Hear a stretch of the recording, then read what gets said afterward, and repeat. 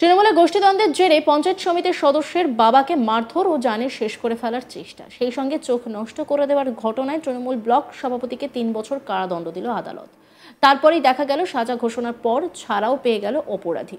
৩ মাসের অন্তর্বর্তীকালীন জামিন মঞ্জুর করল আদালত। আর তা নিয়েই উঠেছে প্রশ্ন, সাজা ঘোষণার পর দোষী ব্যক্তি কি করে জামিন পেতে পারে? ঘটনাটা 2017 সালের 5ই সেপ্টেম্বর নারীগ্রাম দাসপাড়ার।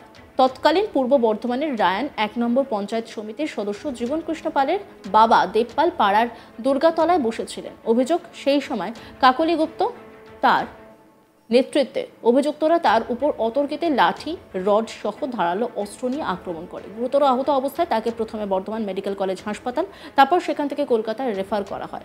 ঘটনার পরিপ্রেক্ষিতে দেবু পালের স্ত্রী সন্ধ্যা পাল বর্ধমান থানায় লিখিত অভিযোগ দায়ের করেন।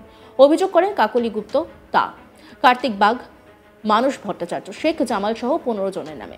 এরপর 2018 সালে 8ই অগস্ট 11 জনকে সাক্ষী করে আদালতে চার্জশিট জমা করেন এই কেসের ইনভেস্টিগেশন পুলিশ অফিসার। তারপর অভিযুক্তরা জামিনে মুক্ত ছিলেন। সেই মামলায় 2025 সালে 24 মার্চ সোমবার বর্ধমান আদালতের ফার্স্ট ট্র্যাক সেকেন্ড কোর্টের বিচারক অরবিন্দ মিশ্র 13 জনকে দোষী সাব্যস্ত করে বিচার বিভাগীয় হেফাজতে পাঠান।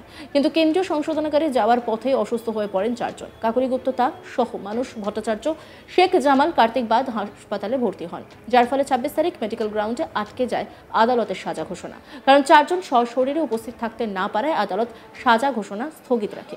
কেন্দ্রীয় সংশোধনাগার কর্তৃপক্ষকে 4 জন সহ 13 জনকে আদালতে হাজির করার নির্দেশ দেন। 4 জন আদালতে আসার মতো পরিস্থিতিতে থাকলেও কাকলি গুপ্ত এর ভিডিও কনফারেন্সের মাধ্যমে সপক্ষে বক্তব্য রেকর্ড করা হয়। এরপর তার সাজা ঘোষণা হয়। কাকলি গুপ্তকে 3 বছর কারাদণ্ড এবং 5,000 টাকা জরিমানা ঘোষণা করেন বিচারক। পরবর্তীতে জামিনের আবেদন জানান তিনি। মেডিকেল গ্রাউন্ডেই তার অন্তর্বর্তীকালীন জামিন মঞ্জুর করেন বিচারক অরবিন্দ মিশ্র। কাকলি গুপ্ত এর আইনজীবী জানান, আদালত আমাদের জামিন মঞ্জুর করেছে। বিশ্বজিৎ দাস তিনি কি বলছেন শোনাব আপনাদের।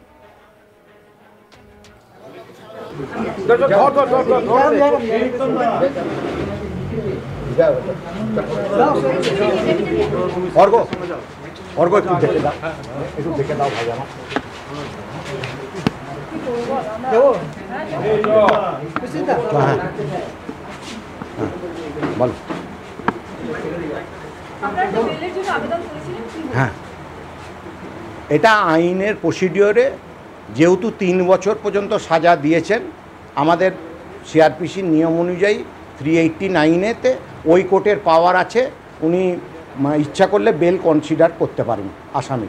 তা আমরা বেল পিটিশন করেছিলাম, উনি আমাদের বেল পিটিশন গ্র্যান্ট করেছেন এবং 20,000 টাকা টু সিকিউরিটি, 10,000 টাকা করে ইচ উনি বেল গ্র্যান্ট করেছেন। যতক্ষণ না আমরা অ্যাপিল ফাইল করছি, অ্যাপিল ফাইল করার পর সেই পেপার নিয়েছে এখানে ওনার কাছে জমা দিতে হবে। অ্যাপিল ফাইল অনারেবল হাইকোর্টে হবে, অন্তর্বর্তীকালীন। এই মামলায় বর্ধমান 1 নম্বর ব্লক তথা বর্ধমান উত্তর বিধানসভায় আগামী 2026-এর নির্বাচনের আগে বড় ধাক্কা তৃণমূলের, এমনটা বলাই যায়। যদিও বর্ধমান উত্তরের বিধায়ক নিশীথ মালিক বলেন একটা ক্রাইসিস বটে। নিশীথ মালিক তিনি কি বলছেন শোনাব আপনাদের। দেখুন, এটা তো কোর্টের ব্যাপার, কোর্টের ওপর তো আমরা কেউ নই। তো যেহেতু তার সাজা ঘোষণা হয়েছে আজকে একটু আগে, তো আমরা আমাদের ঊর্ধ্বতন কর্তৃপক্ষকে জানিয়েছি। ঊর্ধ্বতন কর্তৃপক্ষ এর প্রয়োজনীয় ব্যবস্থা নিশ্চয়ই নেবেন, আমরা সঙ্গে আছি। আমরা এখনও কোর্ট চত্বরে আছি, যাতে 3 বছর কাকুলিদির সাজা হয়েছে, তো আজকে অ্যাপিল করা হয়েছে। যদি আজকে জামিন হয়ে যাওয়ার একটা সম্ভাবনা প্রবল আছে। বাকিদের আমরা সার্টিফিকেট কপি তুলে আমরা আমাদের ঊর্ধ্বতন কর্তৃপক্ষকে জানাবো, তারা সিদ্ধান্ত যেটা নেবে সেটাই আমরা হাইকোর্টে।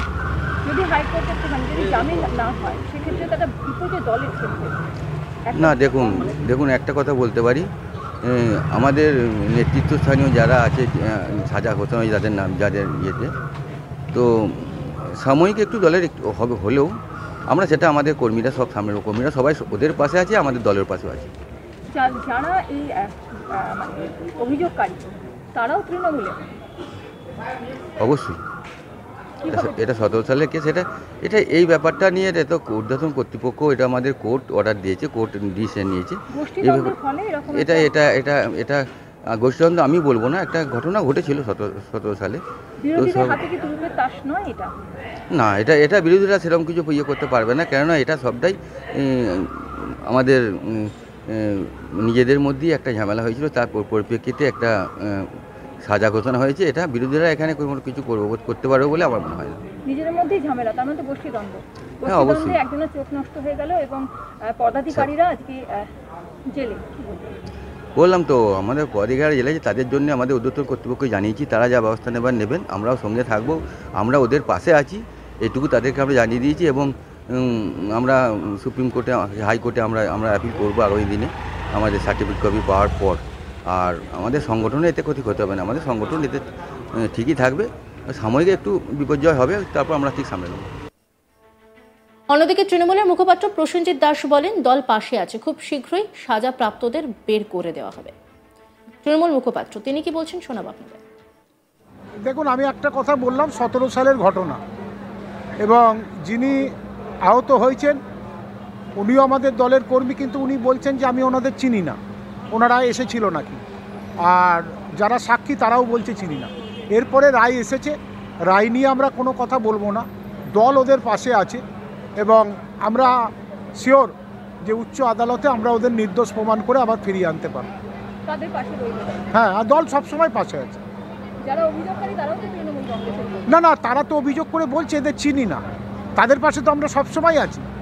উনি তো পরিষ্কার বলছে যে এরা যে আমাকে মেরেছে এটা আমি বুঝতেই পারছি না যে এরা আমাকে মেরেছে। একটা চোখ নষ্ট হয়ে গেছে। হ্যাঁ, রাতের অন্ধকারে কারা এসেছিল সেটা উনি তো বলছেন যে আমি জানি না। আপনাদের যে একটা ক্রাইসিস বিধানসভা নির্বাচনের আগে ওই ব্লকটাতে হলো, কি মনে হচ্ছে এরপর? না, ওটা কোনো ক্রাইসিসের তৃণমূলের ব্যাপার নয়, কারণ তৃণমূলের বুথ স্তরের কর্মীরাই বুথটাকে আগলে রাখে, নেতৃত্ব আছে, নিশ্চয়ই নেতৃত্ব এইভাবে একটু সাময়িক একটু আঘাত আসবে, কিন্তু আবার সব ঠিক হয়ে যাবে, ওনারাও ফিরে এসে আবার দলীয় কাজে হাত দেবে। দলীয় কাজে হাত দেওয়ার জন্য যে একটা বিধানসভা নির্বাচনটা একটু সামনে চলে এসেছে, কি করবেন? নতুন কি নিযুক্তি হবে? নিশ্চয়ই তার আগে আমার মনে হয় এই মামলার নিষ্পত্তি হয়ে যাবে। তৃণমূলের গোষ্ঠীদ্বন্দ্বের জেরে পঞ্চায়েত সমিতির সদস্যের বাবাকে মারধর ও জানে শেষ করে ফেলার চেষ্টা, সেই সঙ্গে চোখ নষ্ট করে দেওয়ার ঘটনায় তৃণমূলের ব্লক সভাপতিকে 3 বছর কারাদণ্ড দিল আদালত। তারপরই দেখা গেল সাজা ঘোষণার পর ছাড়াও পেয়ে গেল অপরাধী। 3 মাসের অন্তর্বর্তীকালীন জামিন মঞ্জুর করল আদালত। আর তা নিয়ে উঠছে প্রশ্ন, সাজা ঘোষণার পর দোষী ব্যক্তি কি করে জামিন পেতে পারে? ঘটনাটা 2017 সালের 5ই সেপ্টেম্বর নারীগ্রাম দাসপাড়ার। তৎকালীন পূর্ব বর্ধমানের রায়ান 1 নম্বর পঞ্চায়েত সমিতির সদস্য জীবন কৃষ্ণ পালের বাবা দেবপাল পাড়ার দুর্গাতলায় বসেছিলেন। অভিযোগ, সেই সময় কাকলি গুপ্ত তায়ের নেতৃত্বে অভিযুক্তরা তার উপর অতর্কিতে লাঠি, রড সহ ধারালো অস্ত্র নিয়ে আক্রমণ করে।